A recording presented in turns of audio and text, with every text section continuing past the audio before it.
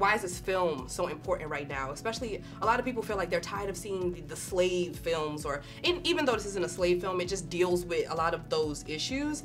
And it's such a divisive time right now. Why is it still so important to see these narratives?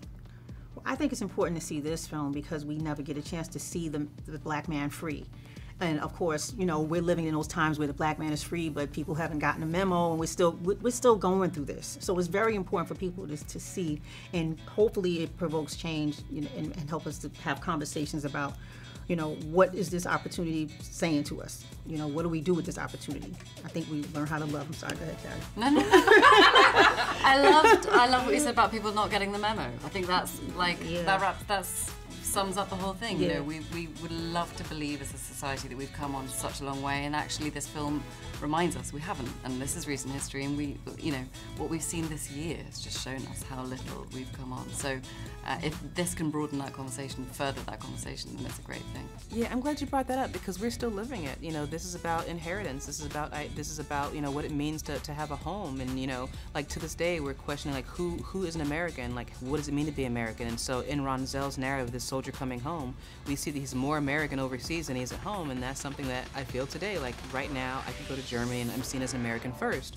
Whereas here, if I walk in a CVS drugstore, I'm seen as a black woman first, and like, okay, I'm seen as like someone who's not necessarily like there to purchase. I'm someone to be, you know, suspicious of. And so I feel like we deal with these issues every day, and because I think at this point it's become so unconscious, and I feel like we're not being like mindful or deliberate about what we're passing on or how we're behaving toward each other. And just, you know, as people of color, we have to like not internalize the shame of the past. And so I feel like this is like, we have nothing to be ashamed of.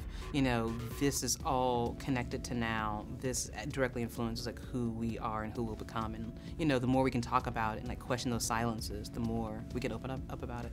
But also in the film, there are some strong black characters. Mary J. Blige's character is a really strong black woman, and you know, black women, we get it done. So how did you push the characters, especially Mary, to get into them, and you know, let themselves go?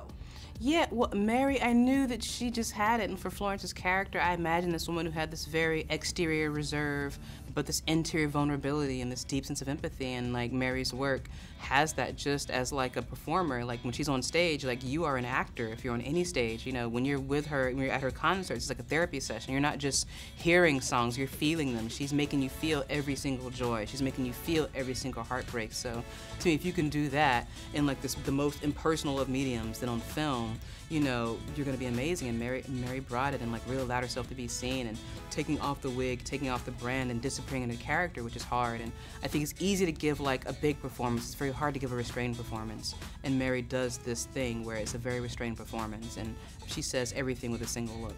But what I love, Mary, about your character is she was so strong. It was just black woman goals, and you know, even with her side eyes, she was given so much emotions. And I read in the production notes that you felt shy as an actress, or you're personally shy. How did you get into this character?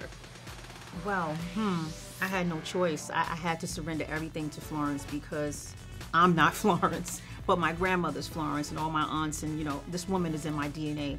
So once I surrendered to her, she just took over. It was all about her strength and her silence, and there was so much power in her silence, and because her facial expressions told you everything. Mary, you make music that gets women through the toughest of times. What Mary songs, and when I say Mary songs, I just feel like songs that you've created, do you listen to get through your own stuff? Do you listen to some of your own jams? I do. I listen to In the Meantime a lot, from the No More Drama. Like nowadays, I listen to In the Meantime. I've been listening to that song a lot.